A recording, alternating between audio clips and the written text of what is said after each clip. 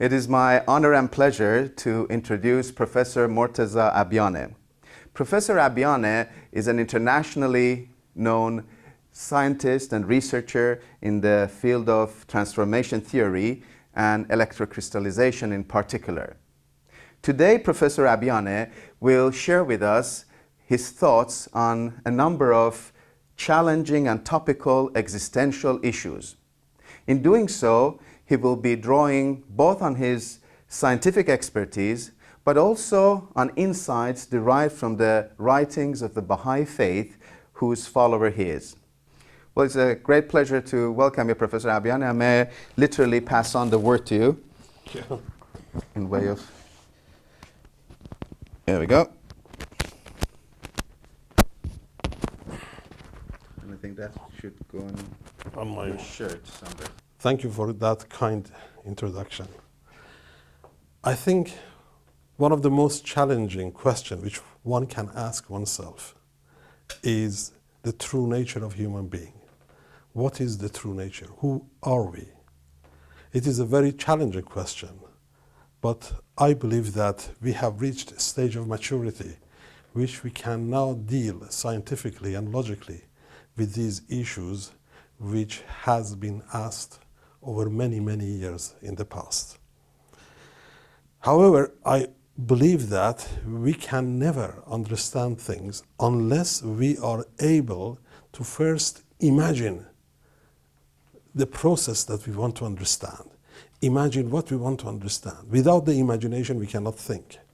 And the first step, therefore, in an understanding is to have that imagination which humanity has been gifted. And with that imagination, it is that we can soar further than the atmosphere of the existence which we are living in. So therefore, I would like to develop the subject from the basic, but using imagination. We have to realize that we can now discuss the most advanced scientific issues without any knowledge of mathematics initially, without any understanding of science initially, but purely on the imagination process, provided that we develop that step by step. And this is why I would like to do that and start my introduction with that imagination. This world which we have is a laboratory for us. We have to make use of this world by first understanding this world, because human nature, I believe, is much greater than this world of existence. And therefore, in order to understand that, we've got as a prerequisite, we've got to understand the world which we are living in. And this world, in very, very basic term, can be said that it is a space which has got 3 dimensions, plus the dimension of time, which we will talk about it later. Now, in order to understand this world, therefore, we have to understand first the dimensions. What do we mean by dimension? And this is why I would like to start to develop the understanding of the dimension from the very basic point of view. I would like to take an example of first what is the one dimension. Let me just take this piece of wire, and if I've got this wire and show it to you, you will see that this is mostly of a length, and we look at it as how long it is. And that length is the dimension of this piece of wire. Now, if I therefore want to draw a one-dimensional object, what I would do, I would just draw a line and say this is one-dimensional object. But there is great wisdom and understanding in these things. We have to ask questions, because the question which we would ask at this stage is, if this is one dimension, then what is this thickness? The thickness, which is perpendicular to this dimension of length, is defining the second dimension. So in fact, this is a two-dimensional object, not a one-dimensional object, because it's got a thickness. So therefore, if I want to say that I want to get nearer to a one dimension, I will draw a thinner line, which I can't draw very nicely here, a thinner line. But still, some people will say that this has still got a thickness, and therefore it is a two-dimension. In truth, if I want to produce a one-dimensional object in a two-dimensional world, which is this surface, the thickness of that line has to become 0, which means that the line will disappear. Therefore, we can get a conclusion out of this, that a one-dimensional object cannot exist by itself. Because if it wants to exist by itself, it should have 0 thickness in the second dimension. That means that it becomes non-existence. So why does one-dimensional object exist? It is because that when two surfaces, like the surface here and this surface down there, meet each other, at the point where they meet, it is a one-dimensional object. So in order for a one-dimensional object exist, it's prerequisite that a two-dimensional object exists, so that the interconnection of the two-dimensional objects produces a one dimension. So therefore, we will come to this conclusion that a one-dimensional object cannot exist by itself. If it really wants to exist, it must depend on the existence of a two-dimensional object. Now, we go to a two-dimensional object, and we take this piece of paper, for example, and we say that this piece of paper is a near representative of a two-dimensional object. But somebody will say that, well, the two dimension will be the length and the width.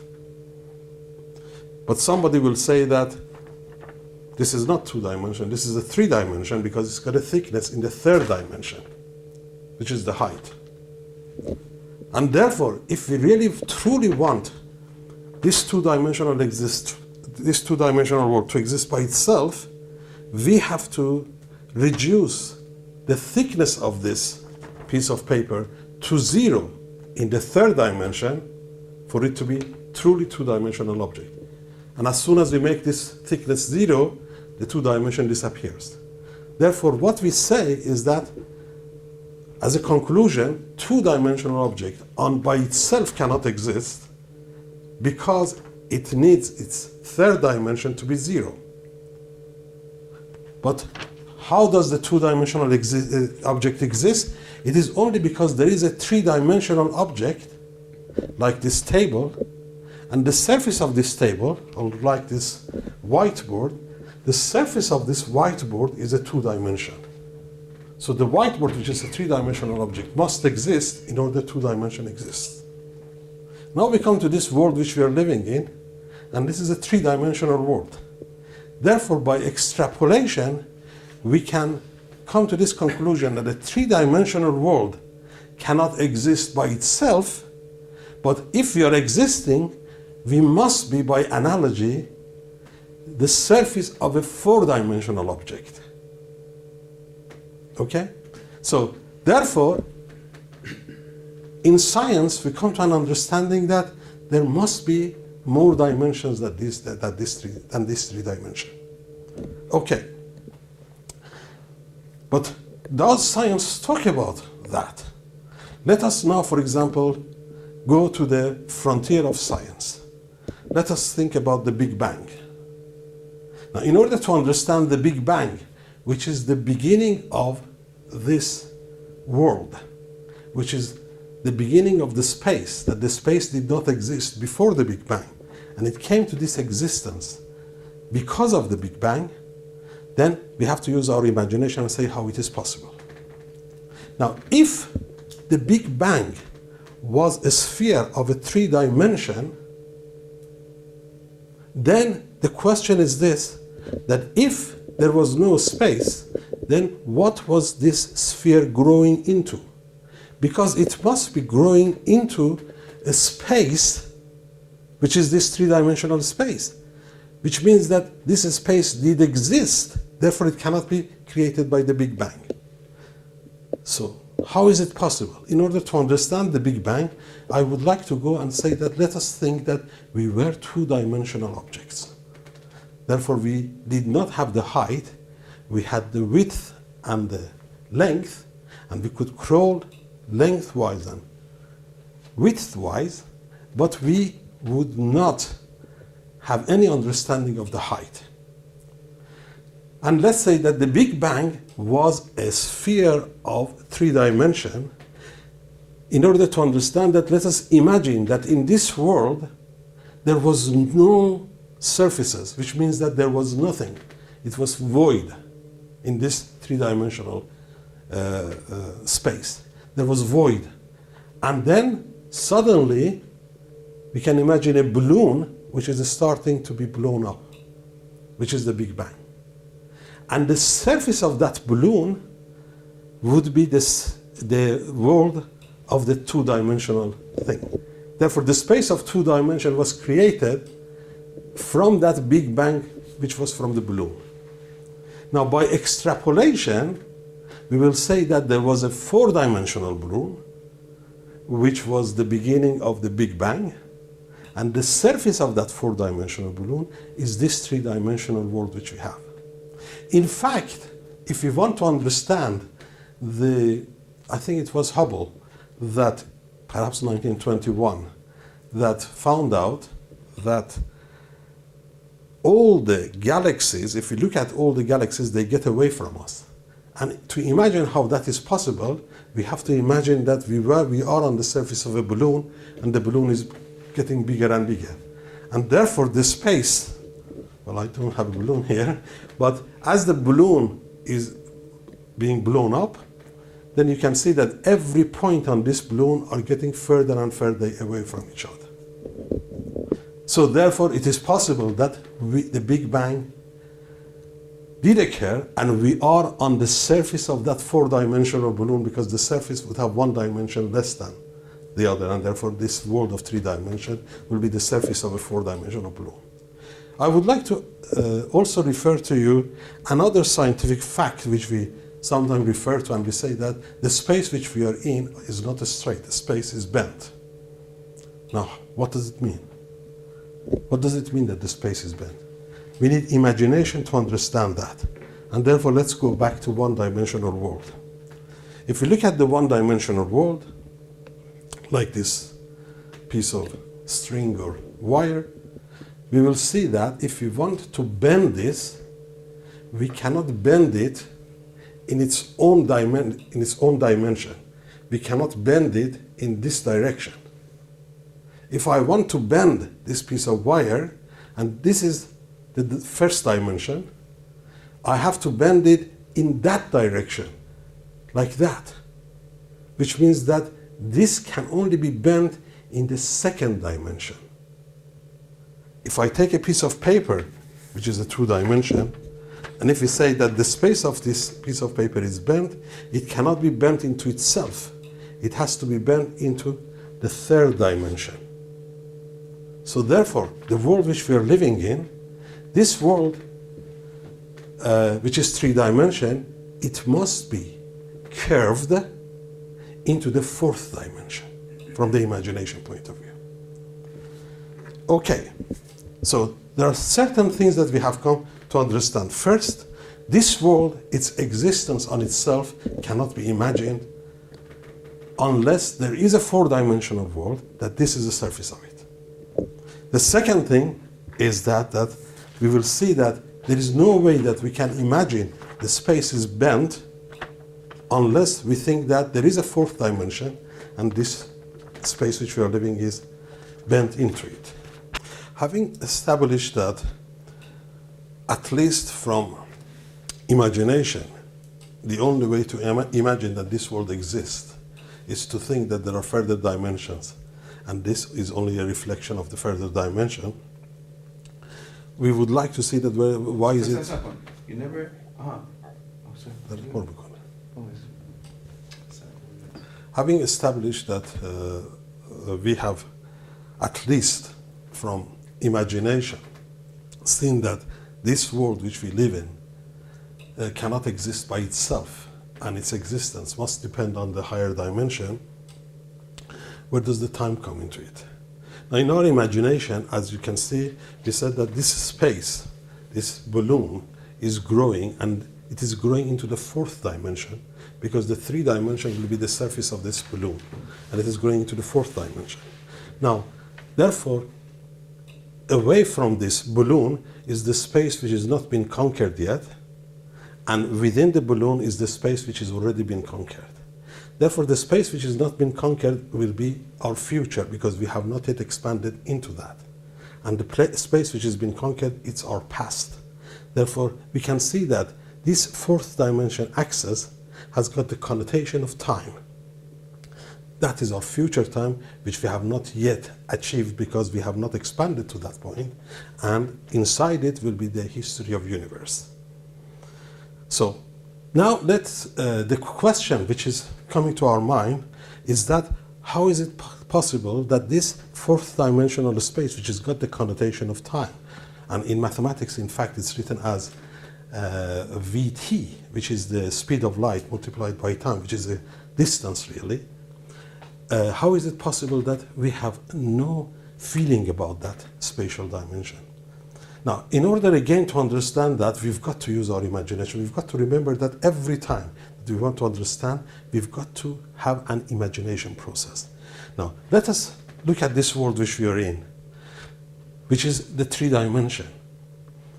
This three-dimensional world only gives us the freedom to go into the third dimension, which is into the sky, to a limited value.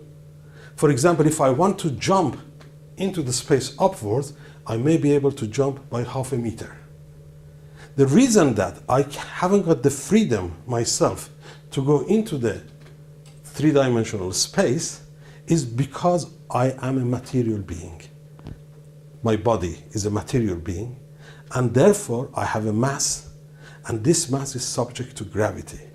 And the gravity of this planet Earth is pulling me towards its center, and therefore does not give me this degree of freedom. Now we can therefore expand now our imagination and say that, well, we were born into a planet Earth of this sort of magnitude, and therefore it's got this certain gravitational pull. Now, if we imagine that we were born into a planet which was 1,000,000 times bigger than this planet. Now, if we were born in that planet, the weight which will be pushing me to the ground would be 1,000,000 times more than the weight at the moment. And therefore, it will restrict me by 1,000,000 times, restrict me into being able to jump into the third dimension. If we imagine that it was 1,000,000,000 times bigger, then I would be pushed to the ground, I would be flattened down, and then could only walk forward, backward, right and left, but had no chance of 1,000,000th of a centimeter to turn my face upwards into the third dimension. In fact, the third dimension will become non-existent to me because I have no access to that. Okay, so if this is possible on the planetary point of view, from the planetary point of view, is it the same if we imagine we will be restricted in the third dimension by being born into a planet 1,000,000,000 times bigger? Then let us now use that imagination in the concept of Big Bang. Now we said that Big Bang is visually a sphere of a 4-dimension, which we cannot imagine, and I represent it as a circle. Because on the surface I can only put a circle and say that imagine this to be a sphere of 4-dimension. And this dimension, we said that, is the 4th dimension, And this fourth dimension will also have the connotation of time, because this will grow into future, and here will be our future, and here is our past. Now, there are two forces actually acting upon this. One is the force of a Big Bang, which pushes these things further and further in this direction. But why doesn't it explode? It's because that on the surface of this Big Bang, there exists our world. There exists many, many, many galaxies, and each galaxy and each sphere is pulling the ones close to it towards itself. So this point down here, if we are here, we are pulled by this, we are pulled by that, we are pulled by this, we are pulled by this one, and we can imagine that this, if we are pulled in this direction like this, and in that direction in this way like that, then we can imagine that we are really pulled like this. Sorry, I should have made the arrow the other way around. We are being pulled. Imagine that there is a rope which is attached to us, and this rope is being pulled. And therefore, we virtually are pulled towards the center of this Big Bang. So, this force of gravity is pulling us towards here. We don't get smaller as the time passes because of the gravity is pulling us that way, because there is the force of Big Bang which is pushing us that way. And therefore, we can see that we are pushed this way on one hand and towards the center on the other hand, and therefore we are sandwiched on a very, very small thickness in the fourth dimension. This gravity which is pulling us this way is billion times more than the gravity which we can ever imagine on any planet.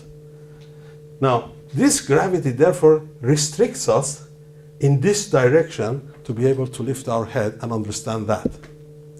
And this is why that we don't really have any feeling of the fourth dimension. It is because our body and the whole world of material being has a mass, and the mass is subject to gravity. We can in fact say that in this world of existence, we are imprisoned by this gravity. Our mass is imprisoned, our body is imprisoned. If I just refer to you to a film which I saw some time ago, which was called Superman 2, I think, and there were these General Zod, and there are three people who were put into another planet. They were put into a prison. The prison that they went into was a flat surface. I don't know whether you've seen the film or not, that in that film, they are put onto a flat surface and being flown into the atmosphere. That means that the greatest prison which we can be in is that they would restrict one of our dimension, and that restriction is the greatest prison, because we would not be able to move in that direction at all. Now, therefore, we can say that we are, in effect, because of the gravity, we are imprisoned in this world of existence. The thing which have a small chance of getting away from here would be something which is nearly massless. And in scientific term, one which is nearest to a massless is light. We think of photons of being nearly massless. Therefore, we would say that perhaps photon or light has got the capacity to escape this gravity and not be imprisoned. But however, we do know that if the pull of gravity is very, very much like black holes, the light is trapped in there, and therefore even light, as we know it, cannot escape. Actually, if light wants to escape, it will go up. If this is the surface of, if I'm shown this surface of the Big Bang, which is our world, like that, the light can escape like a stone which we throw that way, and the gravity will pull it down, and then again when it wants to escape from here, the gravity will pull it this way, and then it will pull it that way, and it may do a sinusoidal wave, but it can never get away from it. But we can imagine that if the light had a much greater velocity initially, then it would be able to go further before it is pulled down, and further, until if it has a certain high velocity, exit velocity, may have a chance of leaving this world. And therefore, that light, we may call it light upon light. I just want to see that whether there is any scientific connotation of what we can imagine and understand with respect to the old religions, which say that the next world will be light upon light. Okay, but we know that humanity possesses a certain attribute which we call it true intellect. We call it understanding, the thought process. They have no mass. Therefore, what we can really imagine is this, that our thought cannot be imprisoned into this world of creation because they are massless. So in reality, we come to a realization that we can divide the universe and its attributes into two basic things. One we call material being, which have mass, and they are imprisoned because they have mass into this world of existence. And there are non-material things like our thought, which cannot be trapped into this world, and therefore they have the freedom to soar into the higher dimension. And in reality, when we come to the nature of man, we may really say that, what is human being? And then we may realize that perhaps human being is thought only. Human being means understanding. If you take away that one, then we come to animal kingdom. Our brain will be only a computer for our thought to be able to be manipulated. And it's a common faculty between the world of fourth dimension and the world which we are living in. The greatest thing, the greatest, saddest thing which we can do to ourselves is to imprison our thought.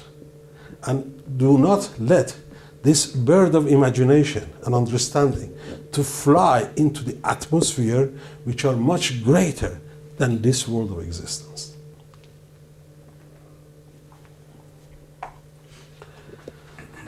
I think so far we have understood that thought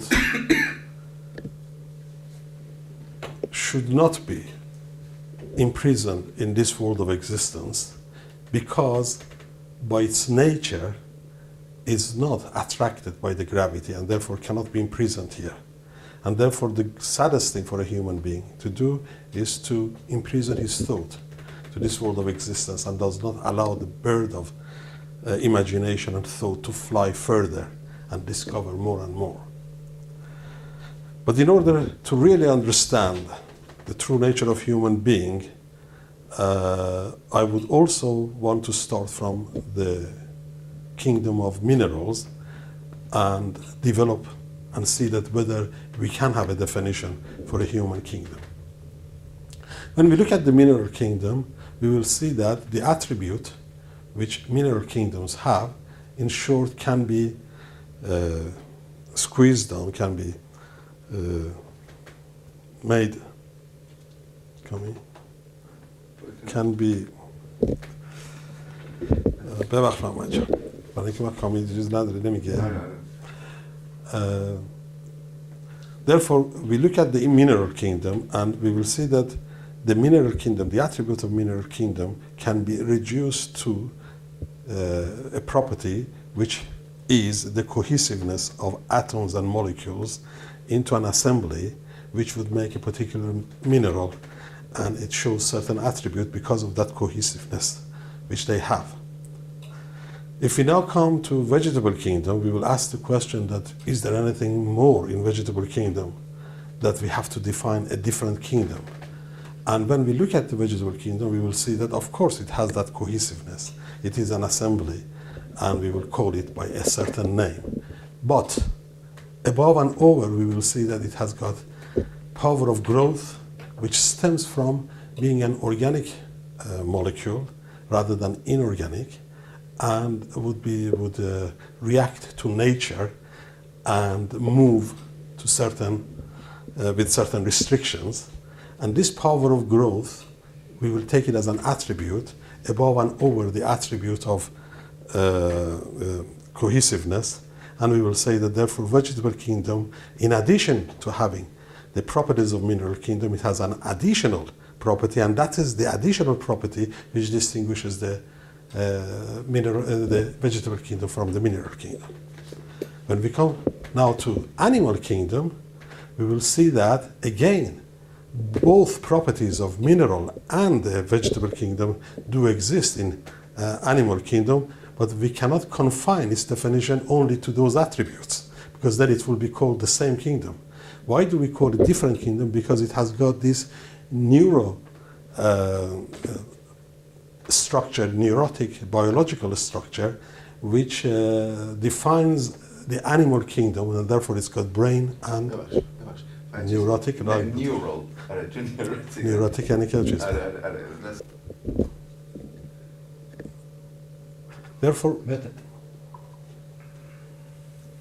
Therefore, we will see that the animal kingdom, apart from having those common attributes with the vegetable and the mineral kingdom, it has an additional attribute, and that is the neural network which it has, which is a biological thing, which does not exist in vegetable kingdom. And those neural network gives the animal the five senses of hearing and smell and seeing and etc., which we are aware of. Then we now see that we ask ourselves that what about human kingdom? Why do we differentiate human kingdom from the animal kingdom?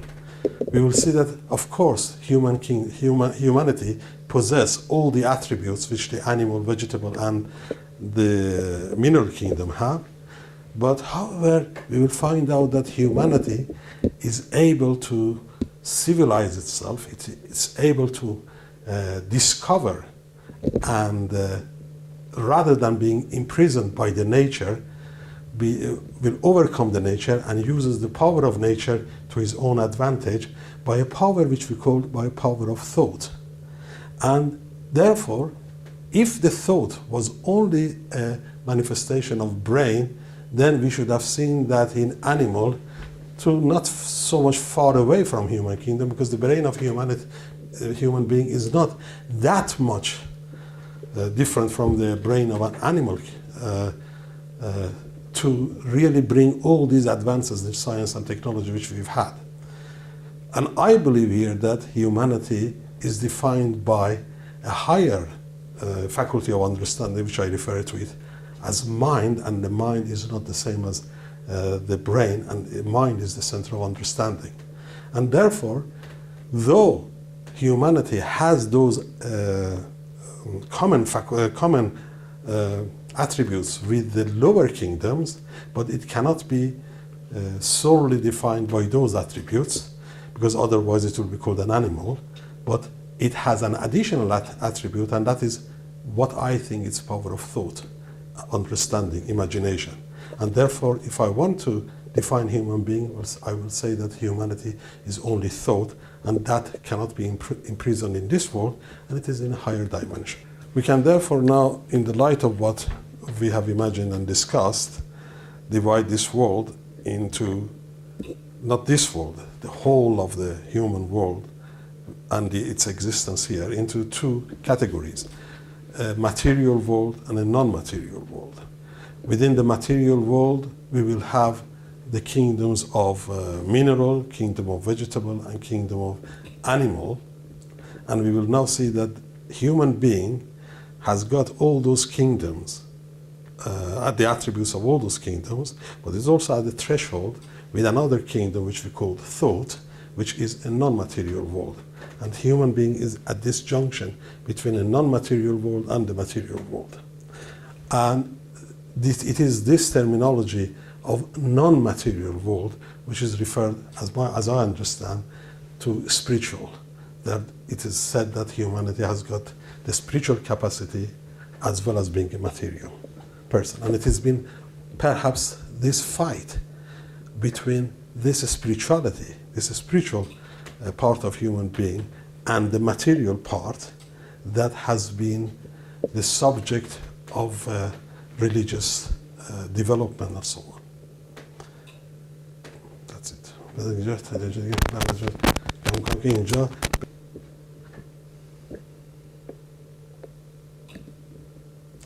Well, I believe that I've spoken enough about the subject of what I believe human being is in reality, and perhaps it's time that you would put your contribution, and if you've got any contribution or any question in mind, I would be glad to discuss that with you. Please, if you have anything. Yes, Kamija. Well, Professor M.Abyaneh, you have been now talking mainly in terms of modern science. Sorry.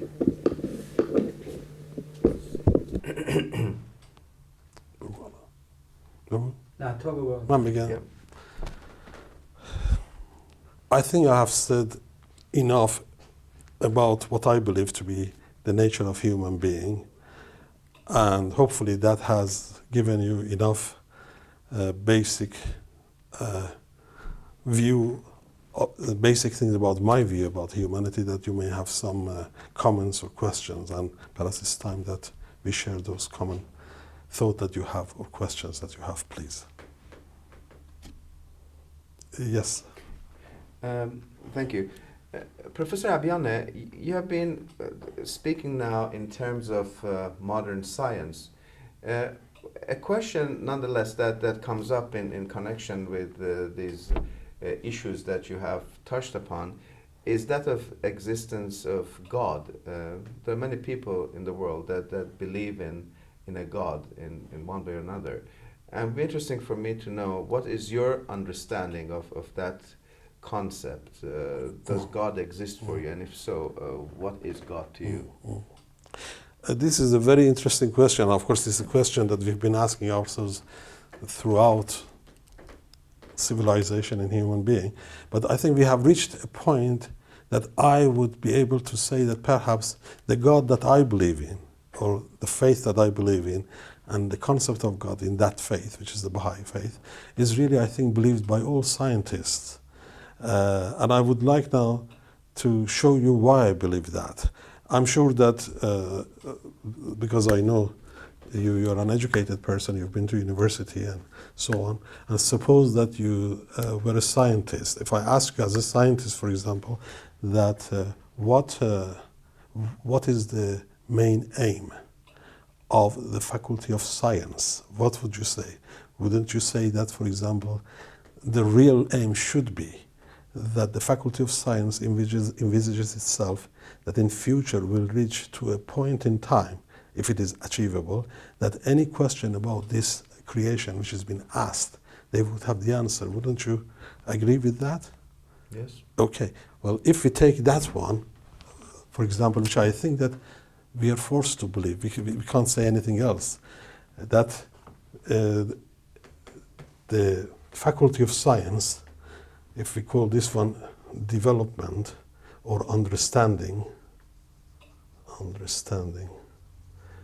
this is time, and there is a curve that Faculty of Science is moving on it, and this curve with time will get to higher and higher understanding of the nature of this existence and why, what is it, and so on. And we are somewhere on this curve. And suppose that this was, let's say, England or London, let's call it, and here down here is Stockholm,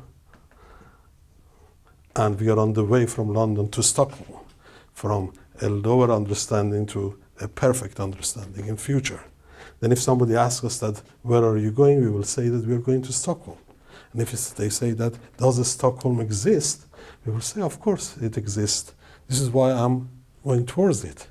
This is, I'm in a journey towards that. It will be silly of me to say that Stockholm does not exist, but nevertheless I am on my way to Stockholm.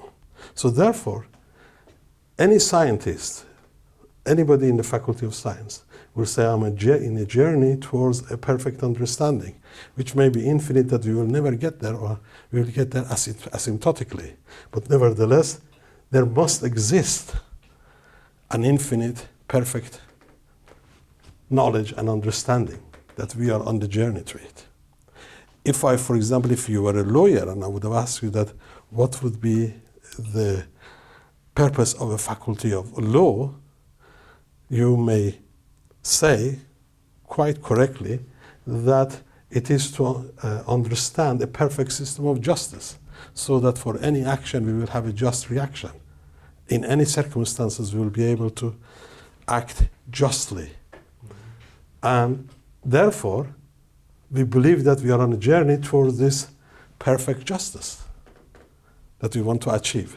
Therefore, if somebody says that does perfect justice, that you're trying on your way to achieve that, exist, it will be silly of me to say that no, it doesn't exist. It must exist. This is why I'm going towards it. Now, in the Baha'i terminology, at least, in the terminology of a religion for this day, will say that God is the all knowledge, the all just, the all merciful. In fact, the prayers will always say that the all knowledgeable, the all just, the all merciful, and so on, the all powerful. And therefore, I believe that to get nearer to God, in religious terminology, that a religion comes to make us nearer to God, means that it is taking us nearer to the all just, to more knowledge. And therefore, as a religious person in this age, I will say that it is totally compatible with everyday life, that I am in the university to get a higher understanding and knowledge and so on. I'm doing research in order to get that, and my religion tells me that this is the purpose for us to get to a higher and better knowledge. And apart from that, there is nothing else. Now, the questions which some people may ask, and I'm just jumping forward perhaps, that you might have asked later, that why this perfect knowledge and perfect justice, which cannot be any man or a woman or it or anything, it can't be material, it's a concept. Why this is the creator of the universe? I will only say that in the universe there is infinite knowledge. Within an atom there is so much knowledge. So within the universe there is an infinite knowledge. And therefore, if there is a creator, the creator must have this infinite knowledge and wisdom. It can't be less than that to be able to create such a complexity. And the other thing is this, that within every atom there is this atomic power. And therefore in this universe there is infinite power. And therefore the creator cannot be less powerful. Therefore it is the all-powerful. The last thing which people say, that why, for example, you believe that this world was created out of love, I only refer philosophically as to that in this way, that if somebody creates something, let's take a painter, there only basically it can be squeezed or narrowed down to two things. That either the person is doing this painting out of love, or it is forced in that situation. And that force may be that he wants to do a favor to a friend has done something for him, he wants to do it, he's forced to earn his living, and so on. but there is a condition which has forced him to do that, or otherwise he does it out of love. Now, therefore, the same thing we use for the Creator, and we can say that the Creator has created this universe either out of love or is forced to. If we say that he was forced into that, therefore that concept of the all-powerful cannot be applied to. Therefore, the only thing which is left is this, that the whole universe has been created out of love, and this love manifests itself in the material kingdom, in this cohesiveness which we talked about, and in the animal kingdom in another way. In an animal kingdom, like a mother who loves the daughter, the son, that's in an animal kingdom. Every animal loves the children. And in the man's, it manifests itself, it's much higher, but that's outside this subject. I would not like to go into it at this time.